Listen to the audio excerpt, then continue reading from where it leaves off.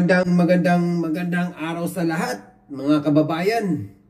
Welcome back. Ako pala si My Family Lifestyle. Mainit na balita.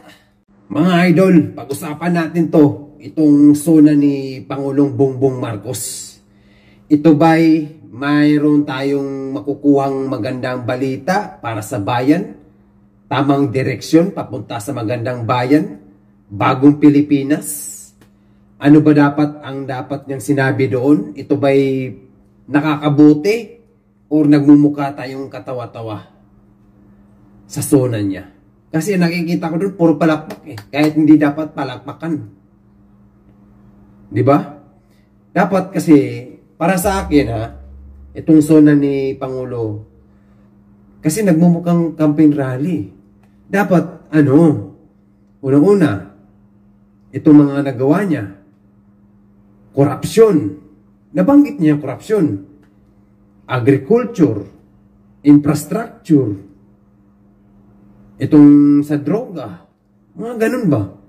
Tapos ngayon, aside dun sa korupsyon na itong alam naman natin, itong nangyari ngayon mga nakarang araw, until now, maulan pa rin dyan sa atin, maraming nabaha. Maraming mga probinsya talagang nalubog sa baha. Ngayon, napag-usapan dyan yung flood control. Kahit hindi palakpakan, palakpak pa rin sila. Kaya medyo, hindi ko alam kung ito'y nakakatuwa or bago ako mag-react, panoorin muna natin ito. Tara. Kasi mahirap yung magsalita na. Maganda mapanood nyo rin. Nag-inspeksyon ako sa naging epekto ng habagat ng bagyong Krising, Dante at Emong. Kitang-kita ko na maraming proyekto para sa flood control ay palpak at gumuho. At yung iba, guni-guni lang. Huwag na po tayo magkunwari. Alam naman ng buong madla na nagkakaraket sa mga proyekto. Palakpak. Kita nyo? Palakpak pa rin sila. Dapat kasi si Bongbong dyan sa zona niya dapat talaga hindi pa siya nagkaroon ng zona. Alam niya yan kung sino tong sinasabi niyang nagkakaraket for the boys only. Alam niya presidente siya dyan. Dapat sinampulan niya. Kasi pasok dyan sa corruption yan. Kasi flood control, ilang billion ang pinag-usapan dyan. Alam niya ngayon, in-inspection niya. Diba?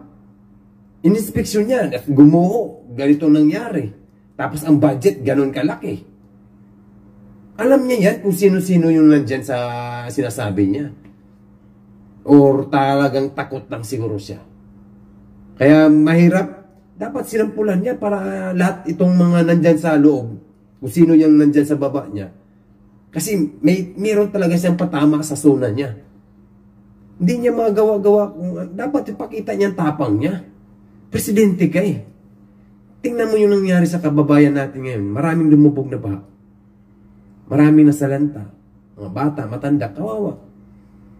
Kaya panoorin, tapusin natin ito mga idol. Tara.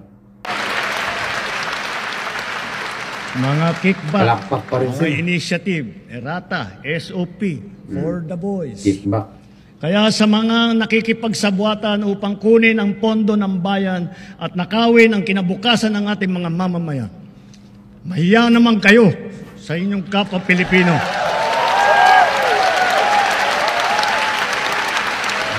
Tuwan-tuwa kayo. Baka isa rin kayo dyan nagpapalakpak Di ba mga idol? Siguro itong mga nandyan sa loob, kasi naglabas ng loob si Pangulo, presidente kasi siya Dapat alam niya yan kung sino yung tinutukoy niya. Alam niya yan. Dapat bigyan niya ng sampul para matauhan yung mga nandyan sa loob. Kung sino itong mga tinatawag niyang for the boys. Mga kickback.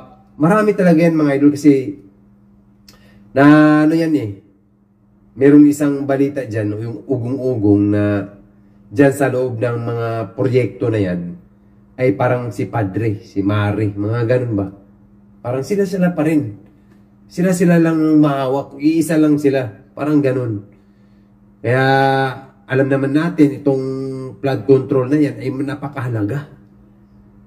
Believe ako sa Pasig, mga idol. Tingnan nyo.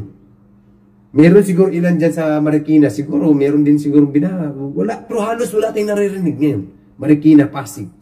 Noon, nung kasagsagan ng mga ilang yun, anong taon ba yun? At umulan lang ang malakas. Ay talaga ang Marikina, talagang lubog na kaagad, papuntang Pasig. Di ba? Ngayon, wala ka nang halos marinig. Kasi malaki ang tulong ng flood control na ginawa ng Pasig. I think meron silang pump dyan na tinayo dyan na mihigop tapos ibabato niya doon sa bandang dagat. Pasig. Galing. Ang galing ng Pasig. Kaya napakaswerte ng taga Pasig. Talaga yung budget nila sa flood control ay ginamit sa tamang proyekto. Dito kasi, lalong-lalo dyan may bandang maraming proyekto, di ba? Ito mga nasalanta na nagiba. Wala talaga as in corruption ang tawag doon. Sayang, kung alam pala ni Pangulo kung sino yung tinutukoy niya, dapat binigyan niya ng sampol. Di ba? Isa pa dyan, bago sa naging presidente, nagbanggit about sa bigas. Until now, ramdam nyo ba? Bago ako mag-react, panoorin muna natin to. Tara. Sa mga nagtatanong kung nasa na ang 20 pesos na bigas, ito ang aking tugon. Napatunayan na natin na kaya na natin ang 20 pesos sa bawat kilo ng bigas nang hindi malulugi ang ating mga magsasaka. Hindi natin naramdaman yun. Kamakailan naman ay matagumpay nating nailinsa dito sa Luzon, Visayas at Mindanao, kagaya sa San Juan, Pangasinan, Cavite, Occidental Mindoro, sa Cebu, sa Bacolod, sa Guimaras, Siquijor, Davao del Sur. Ramdaman nyo ba yung 20 pesos, mga idol? Naku po, mahirap magsalita dito kasi ilang taon na siyang nakaupo dyan sa pwesto eh. Itong midterm election, talagang nagmud-mud sila tapos nakita nyo naman yung bigas na yun. Daming pang yun. Daming surot. Di surot yung parang ang tawag yan, yung parang kuto. Tapos nawala rin bigla after ng election. Ngayon, ewan ko lang kung saan yung tinutukoy ni Pangulo. Hanggang Luzon, Visayas, Mindanao daw. Baka ngayon pa lang, itong parating. Kasi malapit na rin yung election. Kaya, hindi ko alam, pati itong mga nanonood dyan, ay palakpak na sila ng palakpak. Dapat may sampol. Pakita nyo sa taong bayan. Sampulan mo. Kung ito yung tinutukoy niya. Tapos itong bigas niya na sinasabi niya, ito pa rin niya. Dapat, noon pa yan eh. Ilang taon na? 3 taon na. O ilang taon na lang sa bago matapos, wala na. Pas mo na yan. Pas mo na yan. Pas mo na yan. Pas mo na. Ganon ang ibig sabihin, pas muna.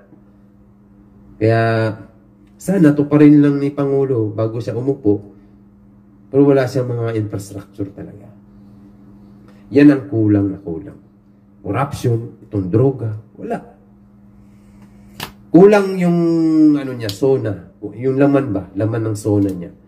Kasi dapat may tamang direksyon. Kasi doon, napakalaga yan mga idol. Infrastructure, corruption, tsaka yung droga. Kasi pag once yan, makuha yan, 3 na yan, ang bansa natin talaga may direksyon. Sa zona niya, nakita, halos lahat negative. Bigas, wala naman nga tayo. Halos di nga natin naramdaman. Tapos itong flood control. May nasabi lang siya sa mga education.